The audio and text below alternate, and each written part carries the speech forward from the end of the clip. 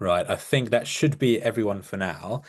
Which in that case, first of all, apologies, we're running a few minutes behind. We just wanted to make sure all of our tech side of things were all set up so we can run the rest of the evening nice and smoothly. Welcome everyone to the Bombs Journal Club.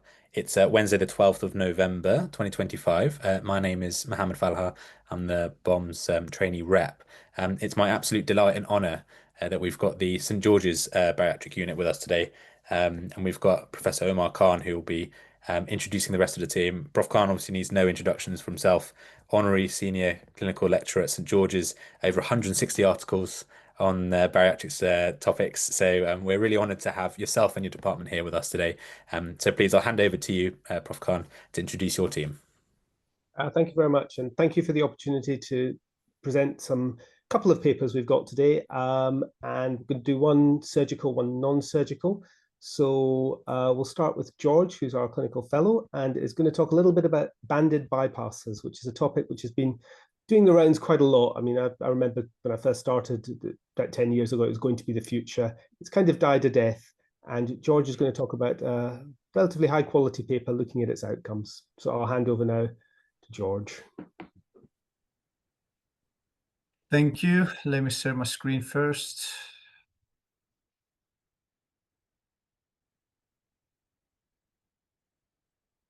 Okay, I hope you can all see my presentation.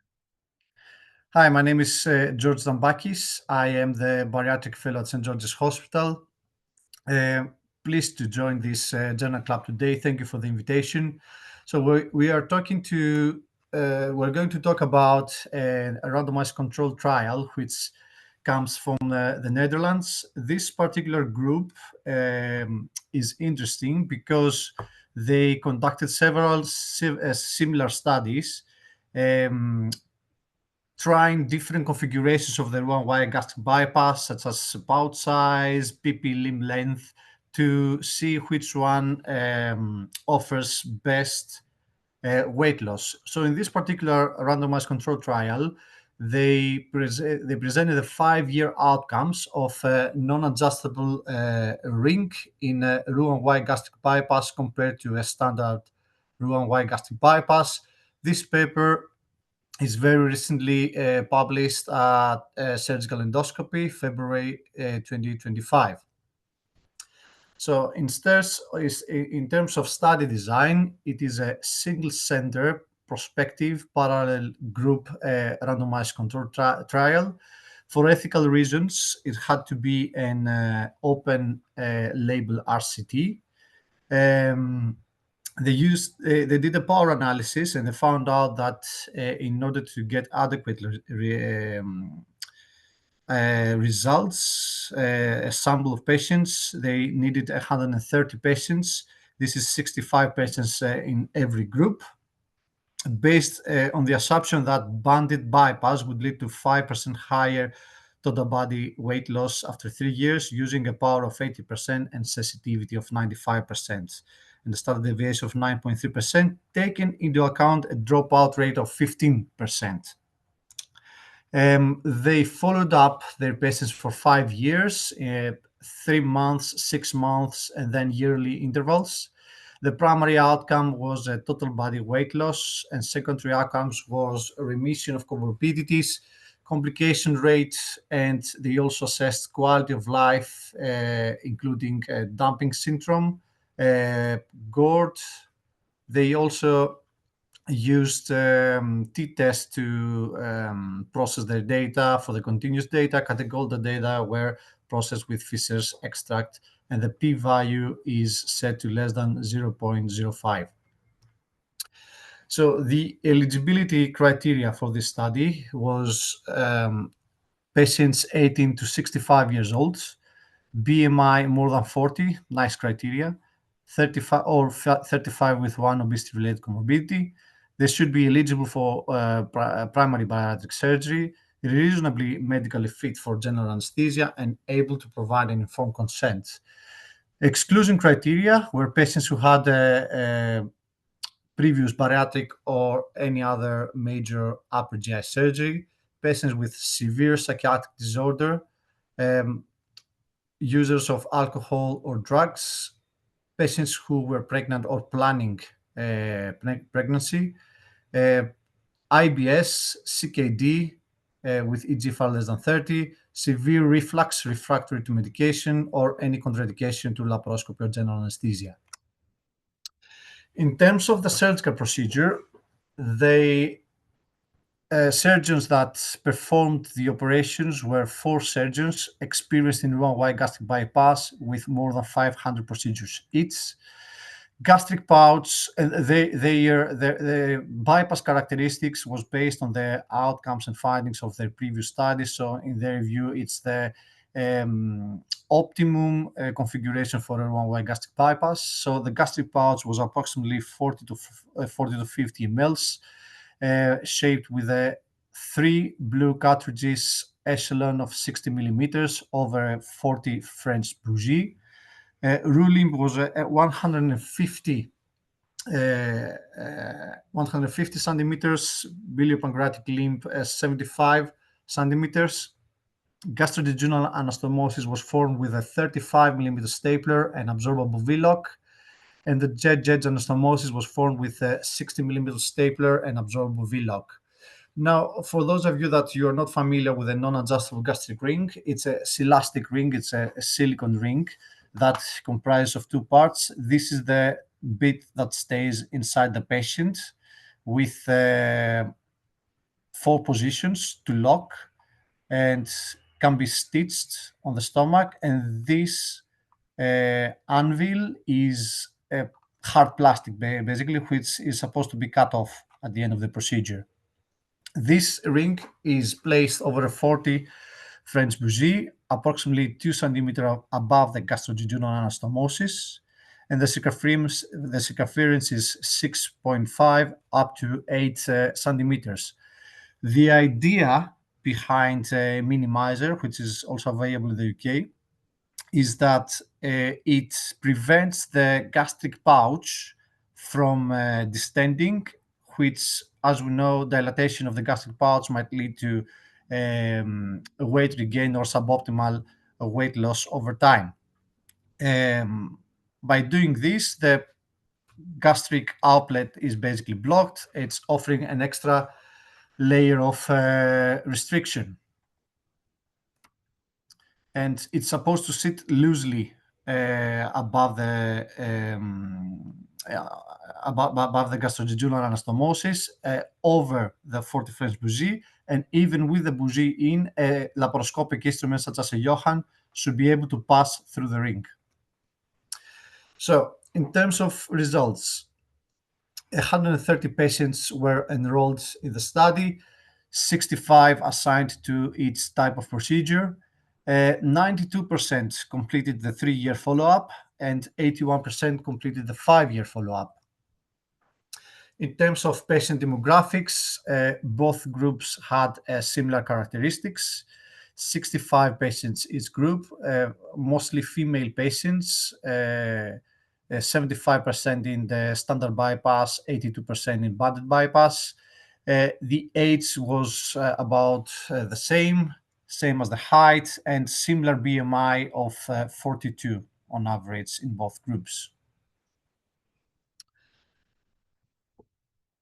And those are the results that they noticed. So you can see total body weight loss percentage over time. Here you can see the first follow-up, which is 6 months after the operation, 12 months, 24 months, up to 60 months. You can see clearly that there is no significant difference between the 2 groups in terms of weight loss over the from 6 months all over to 5 years. But you can see that banded bypass has slightly more weight loss compared to standard bypass, however, no statistical significance. Here you can see similar outcomes in terms of excess weight loss. After 5 years, 7 patients suffered from weight regain in the standard bypass group, with a mean weight regain of 20.9%, versus 9 patients in banded bypass with a mean weight regain of 26%. In 3 patients with weight regain, a ring had to be removed after 5 years and led to a mean weight regain of 31%. So overall, no significant differences found between the groups in 3 years and 5 years follow-up. In terms of diabetes remission, you can notice that 27 patients overall were diagnosed with type 2 diabetes in the pre-op period.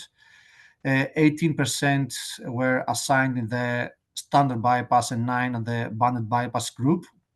As you can see, there is no significant differences in remission of diabetes in 2 groups. Both groups had a good type 2 diabetes remission rate, as you would usually have with the bypass, but between the 2 procedures, there was no statistically significant difference. Similar results we can observe with hypertension.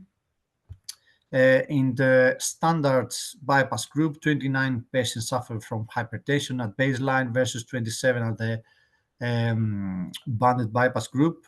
Remission and improvement rates were comparable in both groups with no significant differences. Remission of dyslipidemia.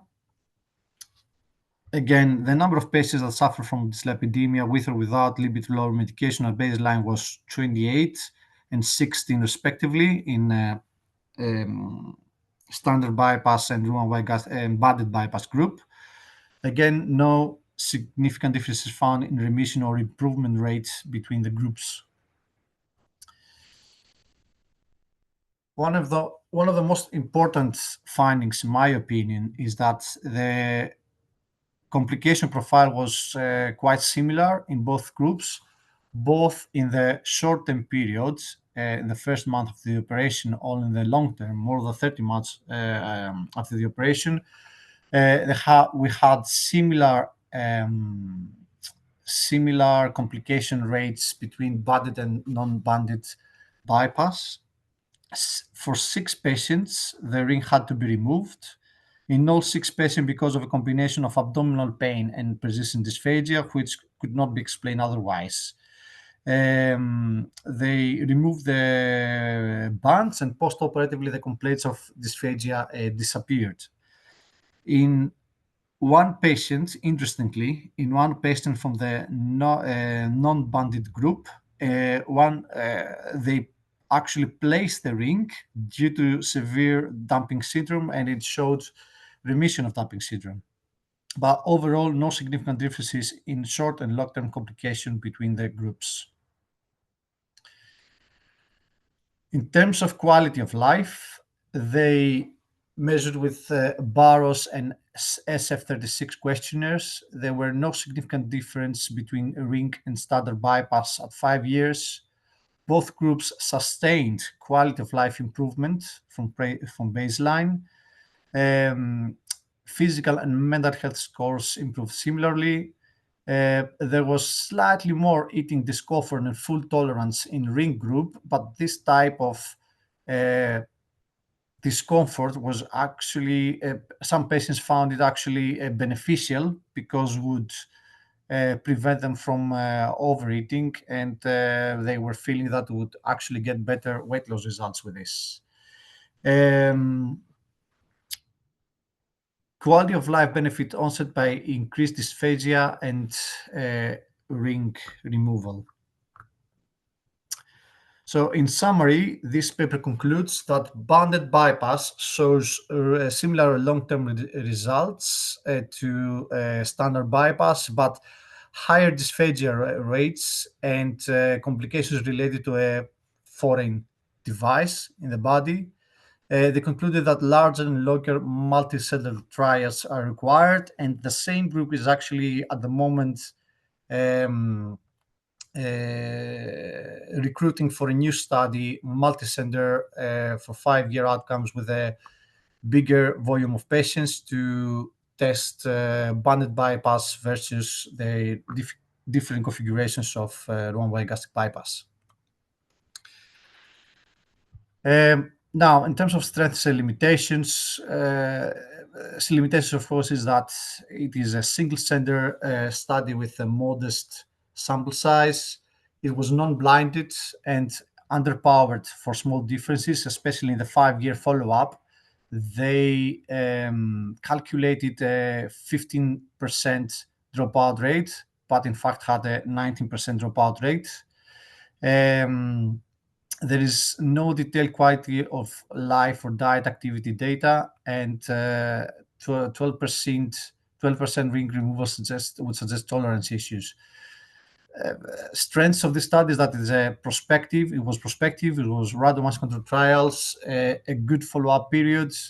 I understand this group has a standardized surgical technique in terms of the bypass, but it looks like they were on the learning curve when they were doing as they admitted in their summary with banded with the adjustable ring. They provided objective outcomes, so the primary outcome came from total body weight loss, and they adhered to the consort standards to conduct this study. Overall, the reason why I chose this study is because, to my knowing, because I've been looking at this device with interest for quite a while now. It is the first study I've come across that actually reports no difference between banded and unbanded Roux-en-Y gastric bypass, and actually they advise that potentially there is no benefit from them. But as you can see, there are many studies and meta-analysis that support that a banded Roux-en-Y gastric bypass actually has better weight loss results compared to a standard bypass. Researchers admitted that the diameter of the rings that they removed was about 7.5, suggesting it might not be tight enough, raising the possibility of technical reasons for the results. And at the moment, in my opinion, and I would love to hear yours, I think there is enough evidence to suggest rings are safe to use, and scant evidence to suggest they might even benefit patients with reactive hypoglycemia or DAPing, which I find the most interesting in this type of device at the moment. Thank you very much. Thank you very much, Mr. Stampakis. That was very clearly covered and quite an interesting paper. So thank you for choosing that. So please put your questions in the Q&A. I'd like to just start things off with a question of my own, if that's all right. As I understand it, the blinding process was such that the people were blinded up until the point of sedation, at which point patient is anesthetized, and then the next day they're woken up and the next day they're informed about the fact that they've got a ring. To what extent do you think that that's going to contribute to a placebo effect of dysphagia and whatnot? I don't think there is a placebo effect to that, because they were made aware before the operation that they will either have a banded or a banded bypass. But standard bypass has these outcomes that we know of, and if you have a non-banded bypass, possibly you have like better outcomes. I think I think there's no placebo for dysphagia. People either have dysphagia or they don't. So you can't really attribute dysphagia to bias to this, in my opinion. Okay, thank you. We've got a couple of questions appearing in the chat. So the first one from Firas Al-Hanafi, who says, how standardized was ring sizing / closure, 6.5 to 8 centimeter options across surgeons and over time? Could variation in tightness explain dysphagia rates? Yes, it could. So as you can see, I don't know, can you still see my screen? Let's go back on the slide. Can you see the slide? We're no longer seeing your screen. I think if you reshare. So yeah, so the group has their own standardized technique of Roux-en-Y gastric bypass, and if you look up their work, they are quite adamant that their own way works best. Quite interestingly, they use I don't know what size of bougie other surgeons use, but they use quite a wide bougie, in my opinion. That's one. According to manufacturers, you're supposed to put a ring around the gallot with the bougie in and still allow an instrument to pass through. So this is quite standardizing. I mean, it's supposed to sit loose on top of the gastric pouch. Of course, when you are learning how to do this, it's the same as it is in, like, for example, in fundoplications. How tight is a wrap or a ring for one person might be different for the other person. So this could explain basically that earlier patients, while they were on their learning curve, might present with higher dysphagia rates. Okay, thank you very much. I guess the next question as well from the same author is, what subjective assessments of dysphagia or gastric emptying did they use? For example, timed barium swallow, manometry, syntag. This is not mentioned in the study. They just said dysphagia with the usual barium and OGD, but they didn't they didn't specify. All right, thank you very much. And I think mostly based on symptoms, though. It was based on symptoms. Okay, perfect. I think we're nearly time to move on to the next paper. Just Professor Khan, any comments on this paper? Yeah, just at the thought of being devil's advocate here, from what this paper is saying, it's saying that if you have a banded bypass, you have the same weight loss, it costs more, and you have to have it taken out. So spinning it round, is it safe or reasonable to offer a patient a banded bypass based on this randomized control study? Aren't we just costing more money and giving them more problems for no benefit whatsoever? I'll ask George for his view on it, and I don't know what the general chat is, but is there anyone out there who would actually now not be happy to offer a banded bypass based on this paper? George, what do you think? I think in my view, I would not find it reasonable to use it in your standard bariatric patient with BMI above 40. But what about the patients who present with a BMI above 50, for example, or 60 BMI? That would potentially enhance their weight loss to more acceptable levels and actually help with the remission of the comorbidities.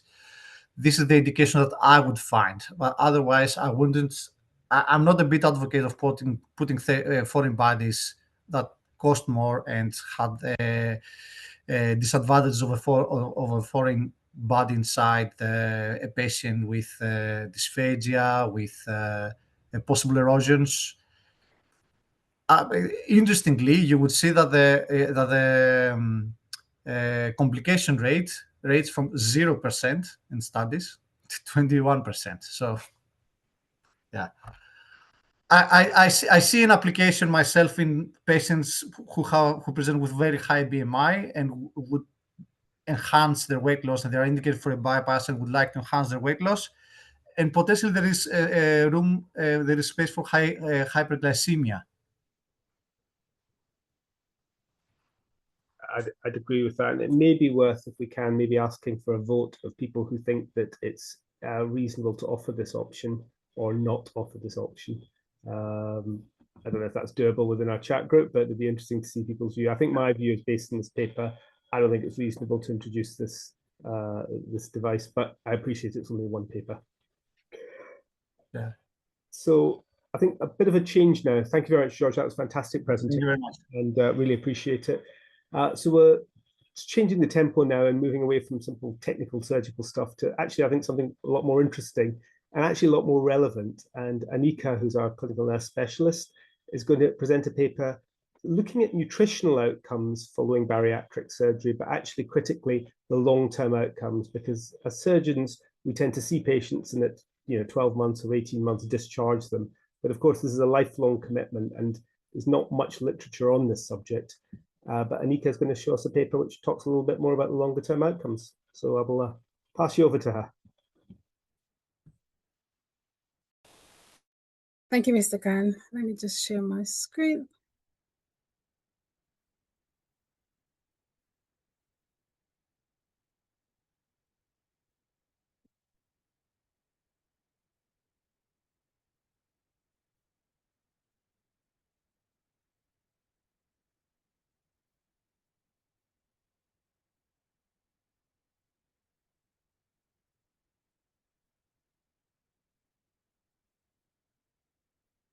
You see my slide?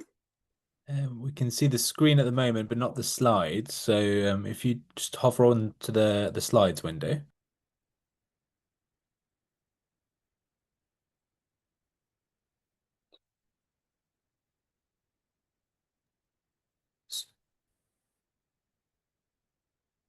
So if you open up the Yes, slides it's got- and yeah, It's open. Yeah. yeah. Are you seeing it now? Not at the moment. I think if you reshare your screen now.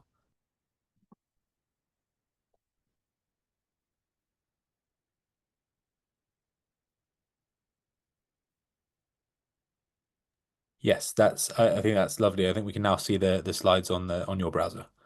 Okay. Are you seeing it now? Yes, we can see that now. Okay, wonderful. Okay. So, good evening, everyone. And the paper I'm presenting is a paper around nutrition, enhanced nutrition supplements, and it's a enhanced nutrition health and patient satisfaction. It's a 5-year study, and it's single-centered study. It looked at patients who had underwent sleeve gastrectomy, Roux-en-Y gastric bypass, and one anastomosis gastric bypass. This study was done in Italy, sorry. And it assessed over 5 years outcome following metabolic surgery, i.e. sleeve gastrectomy, Roux-en-Y gastric bypass, assessing weight loss, nutritional deficiencies, and patient satisfaction. Comparing the outcome between the Roux-en-Y gastric bypass, sleeve gastrectomy, and it evaluated the impact of the target nutritional supplements. It's a retrospective study, and it looked at 249 patients. Initially, it was 260 patients, but patients dropped out due to eligibility criteria such as alcohol, and some patients didn't like group settings. The follow-up was over 3 to 60 months, and the data was anatrophic biochemistry and supplements satisfaction. The mean age was 38.5 years, and the mean BMI was 43 kilograms per meter square. Most of the patients, 95% of patients were female, and 91% completed the 5-year follow-up program. And a majority of these patients were patients who had underwent sleeve gastrectomy. And this diagram showed, this graph showed the weight loss period over the 5 years. And as you can see, weight loss was quite equal within the first 3 years, but at 5 years, bypass had a significant greater weight loss. In terms of nutritional outcomes, patients who had a sleeve gastrectomy were less likely to take their supplements. And they also looked at the supplementation, i.e. surgical specific, that is, some patients would have taken supplements that was targeted at patients with sleeve gastrectomy, as well as patients who were targeted for, as well as supplements targeted for patients who have had Roux-en-Y gastric bypass. And they did find that the genetic supplementations had more effect than those that had the specific, was procedure-specific supplementation. And in terms of deficiency, they found that patients who had a primary surgery, i.e. sleeve gastrectomy, had the lowest deficiency rate, whereas for Roux-en-Y gastric bypass, their deficiencies have significantly increased. And as with patients who had underwent revision surgeries, also had more increased deficiencies in supplements. And in terms of quality of life and satisfaction, patients who had primary surgery, 85% had an improved quality of life and would undergo weight loss surgery again. However, patients who had revision surgery had a lower satisfaction rate, and a lower quality of life. So the strength of this paper was that 5-year follow-up, which I have not known any centers in the UK that does 5-year follow-up. I know like maybe patients who undergone duodenal switch, they may have a longer follow-up, but we do not, as far as I know, have a long-term follow-up. And it was looking at comparing different procedures, so that was another strength of it, and nutritional focus adherence globally, and also that the patient was ethical, the study was ethical approved.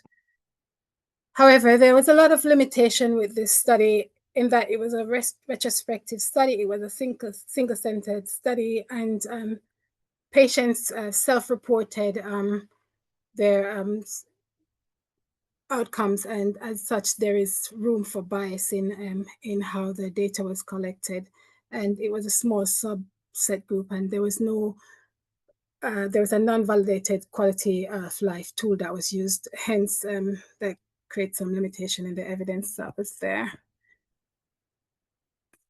In terms of relevance, it confirms that Roux-en-Y gastric bypass was best long-term weight loss.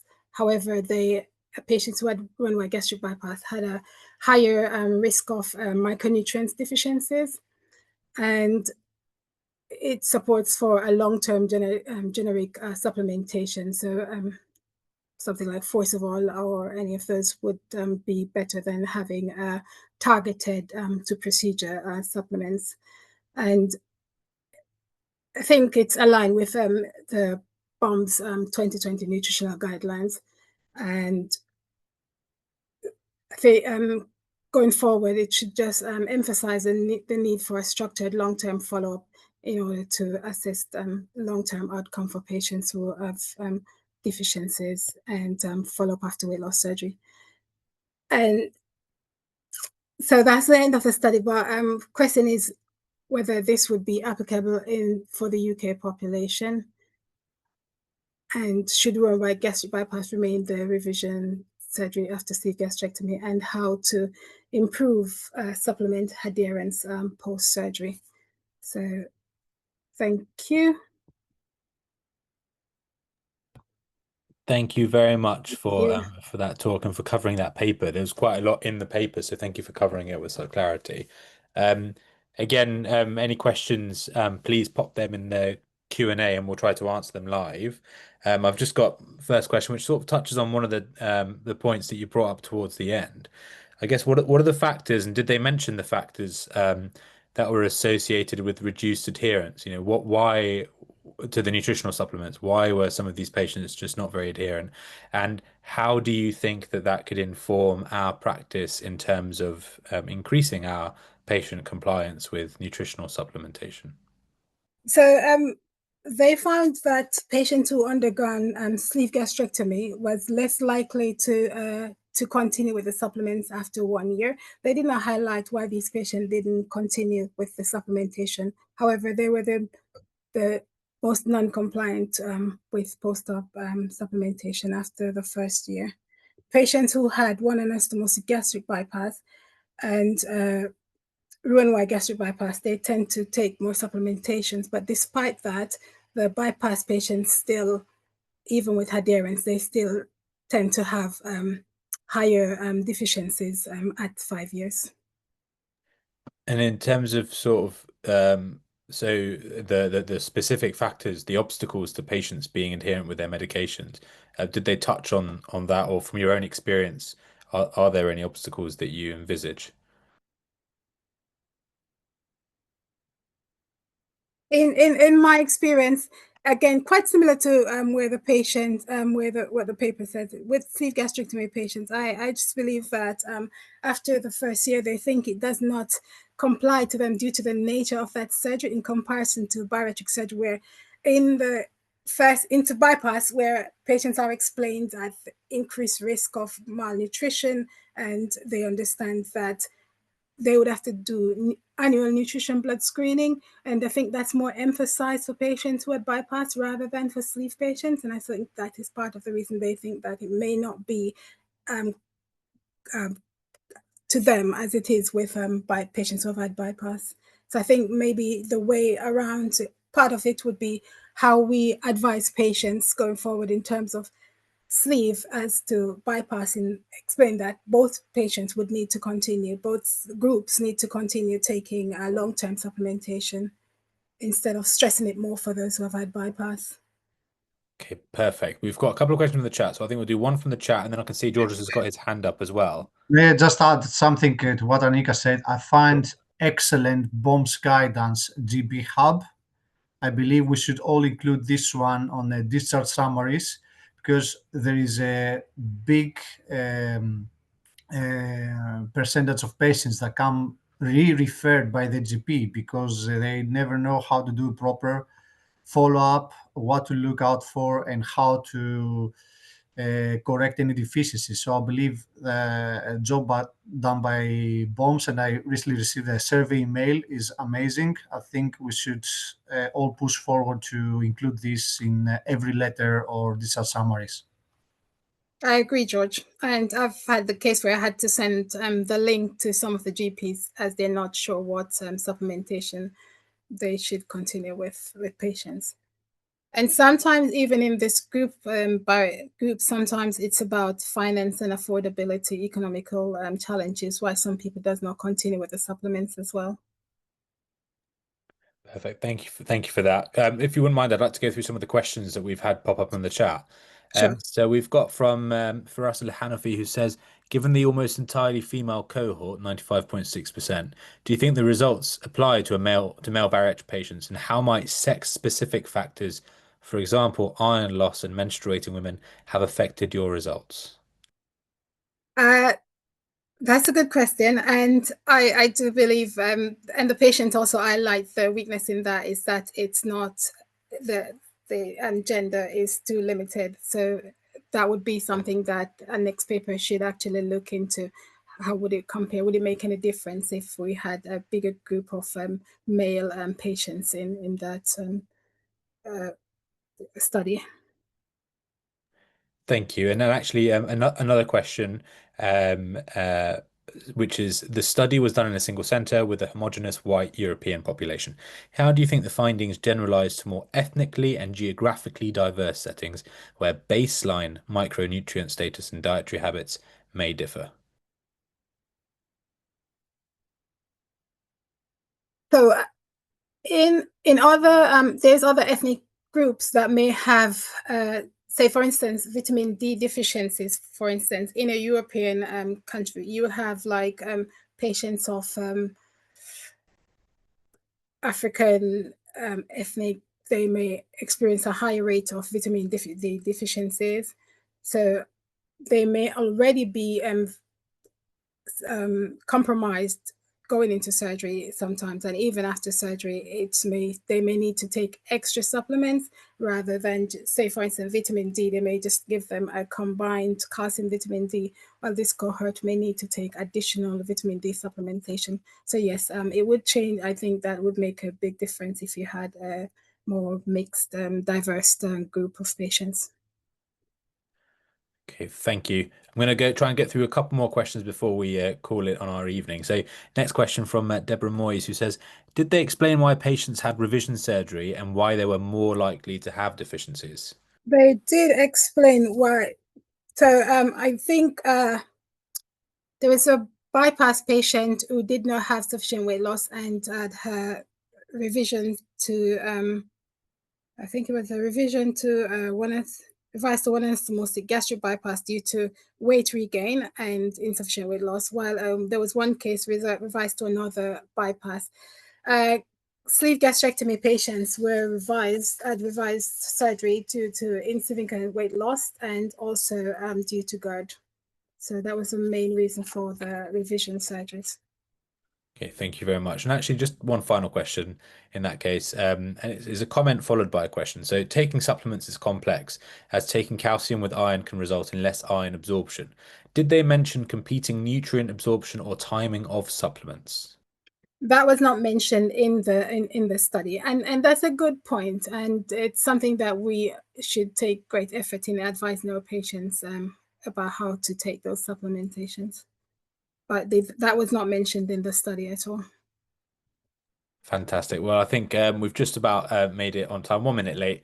In that case, what I'd like to do is I'd like to wrap up this evening. I would like to sincerely thank the St George's unit for coming along to present at our journal club. Thank you very much for your insights and for your presentations. And in that case, Thank you. thank you. Thank you Well, for having us. thank you for coming along. Pleasure. So in that case, we'll conclude this evening. The next journal club will be next month on the 10th of December. Details will be coming out soon. And thank you for joining us and have a wonderful evening all. Thank you. Bye.